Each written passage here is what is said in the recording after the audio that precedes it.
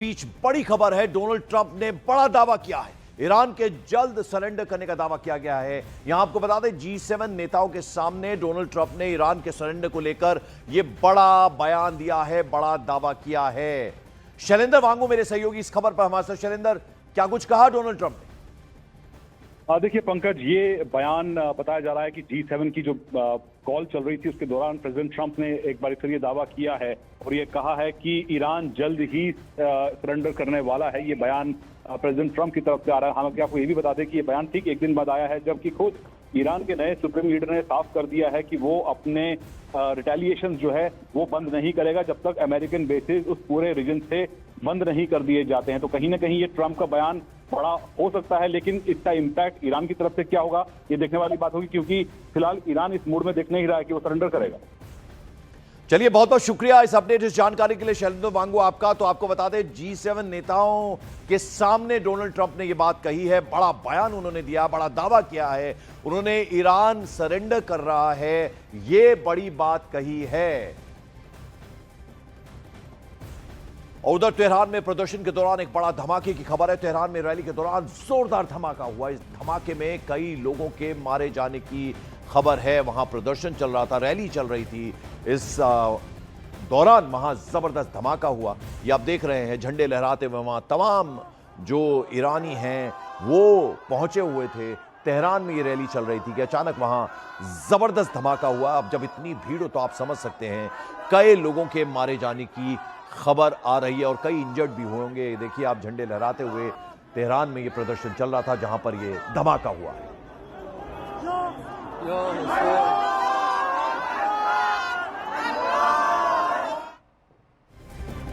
इस बीच बड़ी खबर है। ईरानी विदेश मंत्री आरागाची से डॉक्टर एस जयशंकर ने बातचीत की है। जंग के बीच दोनों विदेश मंत्रियों में ये चौथी बार है जब ये दोनों नेताओं के बीच बातचीत हुई है। ईरान ने की ब्रिक्स देशों से बड़ी भूमिका निभाने की अपील। इस बीच ये भी खबर आ रही है और साथ ही साथ मौजूदा हालात में ब्रिक्स जैसे मंच की भूमिका अहम होगी, ये कहना है। गौर करने वाली बात ऐसे में है कि भारत के पास ब्रिक्स की अध्यक्षता है और ब्रिक्स सम्मेलन भारत में ही होने वाला है। ऐसे में भारतीय विदेश मंत्री डॉक्टर एस जयशंकर से ब्रिक्स की बड़ी भूमिका का आह्वान, ये एक बड़े मायने है। तो आपको बता दें, मौजूदा हालात में ब्रिक्स जैसे मंच में जिसकी अध्यक्षता भारत करने वाला है, ये जो खबर है ये काफी इंपॉर्टेंट है।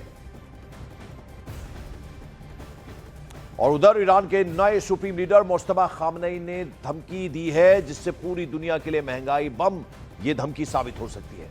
मुस्तफा खामनेई ने साफ कह दिया है कि जब तक अमेरिका और इजराइल की बमबारी नहीं रुकती है तब तक हॉर्मुज स्ट्रेट से तेल की एक बूंद भी नहीं गुजरेगी। मुस्तफा ने हॉर्मुज स्ट्रेट को आधिकारिक तौर पर नो गो जोन घोषित कर दिया।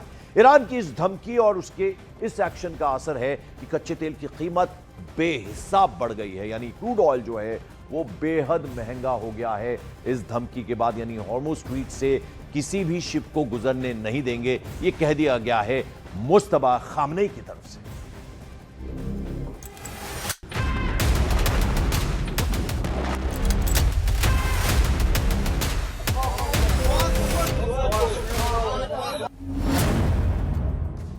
ईरान के नए सुप्रीम लीडर का पहला वार। जंग में मुस्तफा का प्लान ग्लोबल लॉकडाउन।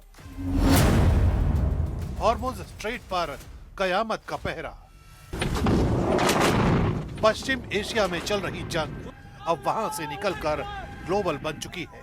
ऐसा इसलिए क्योंकि इस युद्ध का असर अन्य देशों की इकोनॉमी पर साफ पड़ रहा है। कच्चे तेल के दाम बढ़ने से कई देशों को महंगा तेल खरीदना पड़ रहा है।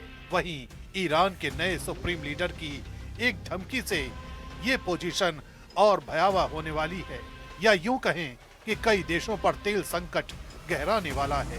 दरअसल ईरान के नए सुप्रीम लीडर मुस्तफा खामनेई ने अपनी पहली और सबसे भयानक धमकी दे दी है। मुस्तफा खामनेई ने लाउड एंड क्लियर कहा है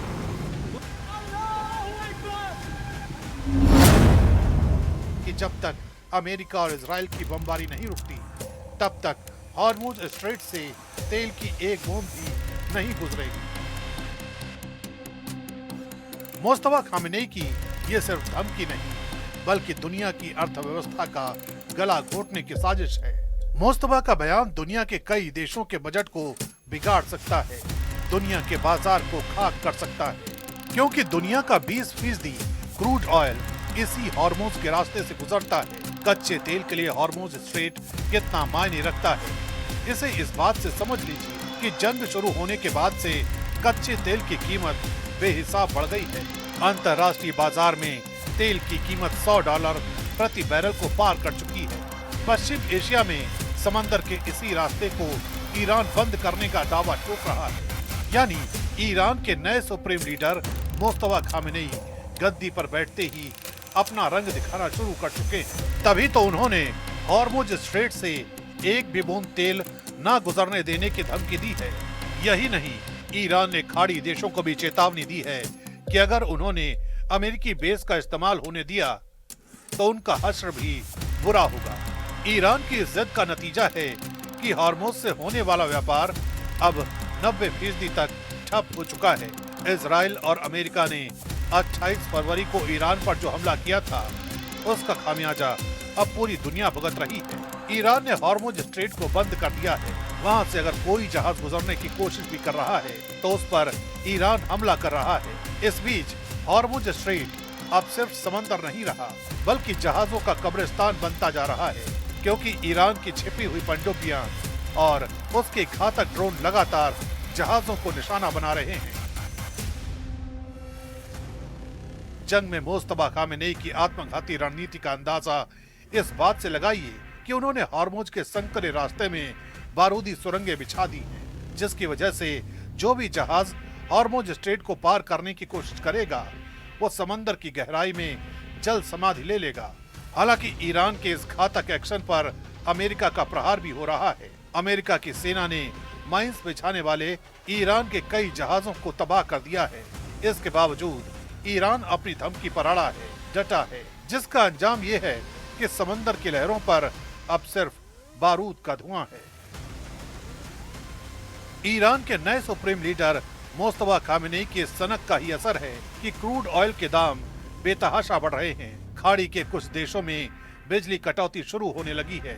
वो दिन दूर नहीं जब पश्चिम एशिया की ये जंग वहां से निकलकर दूसरे देशों के किचन और गाड़ी के टैंक तक पहुंच जाएगी। मोस्तफा खामेनेई ने हॉर्मुज स्ट्रेट को अपनी ढाल बनाया है, तो अमेरिकी राष्ट्रपति डोनाल्ड ट्रंप इस चक्रव्यूह को तोड़ने के लिए और भी ज्यादा घातक हमले की तैयारी कर रहे हैं।